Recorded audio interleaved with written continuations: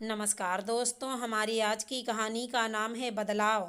अनुराधा जी आज सुबह से जल्दी जल्दी घर के काम निपटा रही थी ताकि जब उनकी बहू निधि और उनकी नन्ही सी प्यारी सी पोती अस्पताल से घर आए तो वे अपनी नन्ही और परी सी पोती के साथ खेल सकें, उनकी बहू निधि को कोई परेशानी ना हो। इसलिए वो घर के नीचे वाला कमरा अपनी बहू निधि और नन्ही सी परी के लिए साफ सुथरा करके तैयार कर रही थी। अनुराधा जी जल्द से जल्द काम इसलिए निपटाना चाहती थी क्योंकि उनके पति और उनका बेटे को अस्पताल के लिए निकले आधे घंटे से ऊपर हो चुका था और वे दोनों उनकी बहू और बच्ची को लेकर किसी भी वक्त घर आ सकते थे। अनुराधा जी अपने सारे काम निपटाकर मोबाइल की तरफ बढ़ ही रही थी कि उन्हें अपने बेटे की गाड़ी का हॉर्न सुनाई पड़ा। अनुराधा जी तेज कदमों से घर के मेन गेट पर पहुंची और अपनी बहू निधि और पोती को साथ लेकर नीचे वाले कमरे में पहुंची। बहू निधि ने अनुराधा जी से सवाल किया कि मम्मी जी, क्या मैं नीचे रहूंगी? अनुराधा जी ने धीरे से कहा, हाँ, लेकिन मम्मी जी, यह कमरा तो आपका पसंदीदा कमरा है। फिर मैं इसमें कैसे? उनकी बहू निधि बोल ही रही थी कि अनुराधा जी ने कहा, जितना कहा जा रहा है उतना करो। अनुराधा जी ने अपनी पोती को गोद में ले रखा था और अपनी पोती का डायपर बदल ही रही थी कि पड़ोस में रहने वाली अनुराधा जी की सहेलियां उनकी बहू और पोती को देखने के लिए आ गईं। अनुराधा जी ने बड़ी ही गर्मजोशी से अपनी सभी सहेलियों का स्वागत सत्कार किया। अपनी सहेलियों को चाय नाश्ता कराने के बाद अनुराधा जी सोफे पर बैठी ही थी कि उनकी सहेली ममता ने कहा, अनुराधा, ये कमरा तो तेरा फेवरेट कमरा था, इसमें बहू को क्यों रहने दिया? ऐसे ही बहू जो कहती रहे तू करने लगी तो इस घर में तेरी कोई इज्जत नहीं रहेगी। अनुराधा जी ने कहा, अरे ऐसी कोई बात नहीं है, मुझे कोई परेशानी ना हो इसलिए ऐसा किया है। मैं कितनी बार ऊपर नीचे करती रहूँगी, इसलिए नीचे वाला ये सामने का कमरा दे दिया और वैसे भी कुछ ही दिनों की ही तो बात है।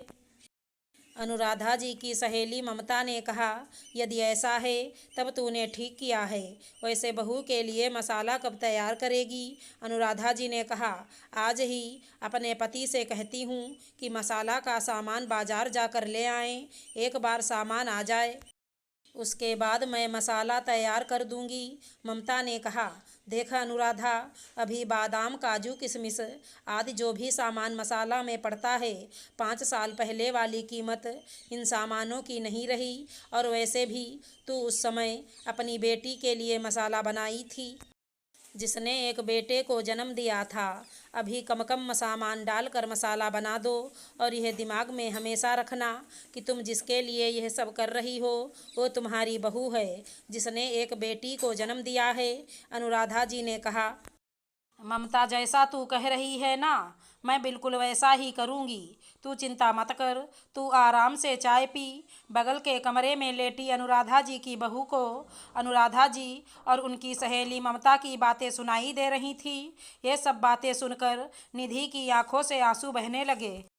चाय नमकीन का दौर समाप्त होने के बाद अनुराधा जी की सारी सहेलियां अपने अपने घर चली गईं। अनुराधा जी अपनी सहेलियों को विदा करके अपने पति के पास आईं और कहा कि आप बाजार जाकर मसाला का सामान ले आइए ताकि मैं समय से मसाला तैयार कर बहू को दूं। अनुराधा जी के पति ने कहा कि तुम सामान की लिस्ट बनाकर मुझे दे दो, मैं ले आऊँगा। अनुराधा जी ने लिस्ट बनाकर अपने पति को दे दिया। उनके पति ने लिस्ट को पढ़ा और अनुराधा जी से कहा कि तुमने तो सामान की लिस्ट में बादाम और काजू की मात्रा पिछली बार से भी अधिक लिखा है। अनुराधा जी ने कहा, 5 साल पहले जब हमारी बेटी के लिए मसाला तैयार करना था तब आप अकेले ही इस घर में कमाने वाले थे, इस कारण मैंने जितनी ज़रूरत थी उतनी ही मंगवाई थी। लेकिन अभी तो आपके साथ साथ हमारा बेटा भी तो कमा रहा है, इस कारण पैसे की कोई परेशानी नहीं है। तो मैंने इस बार सामानों की मात्रा बढ़ा दी ताकि बहू को मसाला के साथ साथ बादाम का हलवा भी दूंगी। अनुराधा जी के पति ने कहा, वैसे तुम्हारी सहेलियों ने जो तुम्हें सलाह दी, तुमने तो वैसा कुछ भी नहीं किया, और सुबह तो मुझे कह रही थी कि बहू को कोई परेशानी ना हो, इसलिए अपना नीचे वाला कमरा ही बहू को दे देंगे, और मुझे भी कमरे से निकाल दिया। अपनी सहेलियों के सामने तो कह रही थी कि जैसा तुम कही हो वैसा ही करेंगे, लेकिन तुम तो उल्टा ही कर रही हो। अनुराधा जी ने कहा, उनकी सोच इतनी जल्दी मैं नहीं बदल सकती हूँ, इसमें वक्त लगेगा। इस कारण मैंने उनकी भाषा में ही उनको समझा दिया। और रही बात उनकी बातों को नहीं मानकर उल्टा करने की, तो इसके पीछे भी एक कारण है। मेरी बेटी, बहू और मैं तीनों ही औरतें हैं। मुझे पता है कि एक बच्चे को जन्म देने में एक माँ को कितनी तकलीफ होती है। एक माँ को बच्चा पैदा करने के लिए कितना दर्द सहना पड़ता है, ये मैं जानती हूँ, क्योंकि मैंने भी 2 बच्चे पैदा करने का दर्द सहा है, और इस दर्द को मेरी बेटी और बहू ने भी सहा है। जब मैं बेटी के लिए मसाला तैयार कर सकती हूँ, तो बहू के लिए क्यों नहीं। अब बातें बहुत हो गई हैं, आप बाजार जाकर मसाला का सामान ले आइए, और मैं भी बहू के कमरे में जाकर देखती हूँ कि उसे किसी चीज़ की ज़रूरत तो नहीं है।